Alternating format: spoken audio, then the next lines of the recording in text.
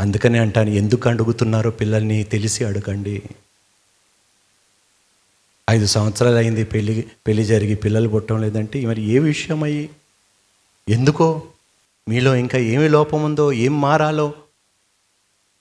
మొన్న కూడా మేము ఎక్కడికి వెళ్ళాము? ఉప్పలూరుకి వెళ్ళాము, విజయవాడ దగ్గరికి. మొన్ననే కదా మనం వెళ్ళింది, మొన్న వెళ్ళాము. అక్కడ కూడా గర్భఫలము కోసం ప్రార్థనల కోసం వస్తే నేను అడిగాను, ఎప్పుడైనా నీ భార్య తల మీద నువ్వు చేయి పెట్టి గర్భఫలం కోసం ప్రార్థన చేసావు? నా దగ్గరకు వచ్చి అడుగుతున్నావు అంటే చేయలేదని. భార్య తల మీద చేయి పెట్టి భార్య కోసము ప్రార్థన చేయించాను భర్తని. ఎందుకు అడుగుతున్నారండి అంటే నింద ఉంది కాబట్టి సమాజంలో, అందుకనే పిల్లలు కావాలి. కానీ పిల్లల్ని కంటే దేవునికి సమర్పించుకుంటాననే ఆలోచన, ఆశ ఏ తల్లిదండ్రులకి లేకుండా పోయింది. అందరికీ డాక్టర్లు, అందరికీ ఐపీఎస్లు, అందరికీ ఐఏఎస్ ఆఫీసర్స్, అందరికీ గ్రూప్స్ కావాలి. సంఘములో పని వద్దు, సేవ వద్దు, పరిచర్య వద్దు. కోత విస్తారముగా ఉన్నది. విన్నారు కదా? విన్న తర్వాత కూడా మారేరా? మారు మనసు కలిగిందా మీకు? మీ పిల్లల్ని సేవలోకి పంపించమంటే, పరిచర్యలో పాల్గొనమంటే అబ్బే.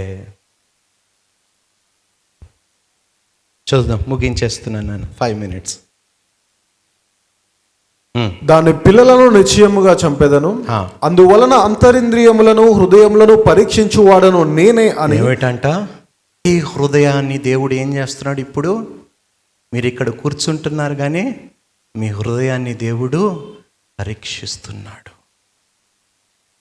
మీరు ఇక్కడ ఉన్నారు కానీ మీ మనసు, మీ ఆలోచనలు కొన్నిసార్లు మీ శ్రమల మీద, మీ కష్టాల మీద, మీ బాధల మీద ఉంటుంది కానీ వాక్యం మీద ఉండదు.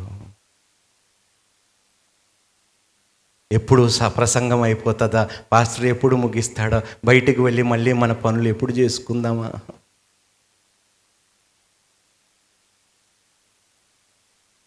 చదవండి నన్ను. అని సంఘములన్నీ తెలుసుకొనును, మరియు మీలో ప్రతి వానికి వాని క్రియల చొప్పున ప్రతిఫలము ఇచ్చేదను. ఏమిటి? సంఘములో ఉన్న వారికి వాని క్రియ చొప్పున వానికి ప్రతిఫలము, బయట వానికి కాదు, సంఘములో ఉన్న వారికి వారి క్రియని బట్టి దేవుడు ప్రతిఫలము ఇస్తానంటున్నాడు.